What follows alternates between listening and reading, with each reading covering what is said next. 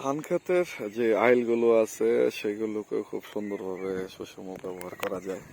সেই ক্ষেত্রে হচ্ছে আইলে মিষ্টি কুমড়া, লাউ, বরবটি সহ অন্যান্য যে সবজিগুলো লাগানোর মতো আছে সেগুলো লাগালে কিন্তু একেবারে বিনা যত্নে মোটামুটি শাক হলেও খাওয়া যাবে, কিছু না হলে মিষ্টি কুমড়া না হলে নাই, লাউ না হলে নাই, ধরেন হলো না, কিন্তু সেই ক্ষেত্রে আপনি একদম সুন্দরভাবে আপনার হলো মিষ্টি কুমড়া ফুল খেতে পারতেছেন, ডগা খেতে পারতেছেন, শাক খেতে পারতেছেন লাউয়ের, তো খারাপ কি?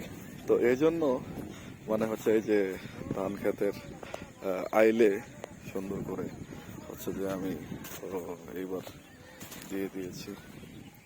তো প্রথম তো সবাই খুব বললো যে থাকবে না, আমরা তাহলে না থাকুক, পাতা তো খাওয়া যাবে, শাক খাওয়া যাবে।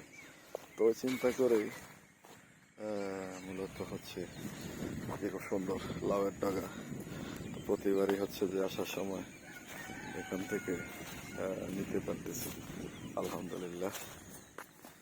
তো এই যে একটা ভালো লাগা, সেটা অনেক শান্তির। তো আসলে জমির আইল থাকলে সেটাতে কাজে লাগানোর সুযোগ আছে।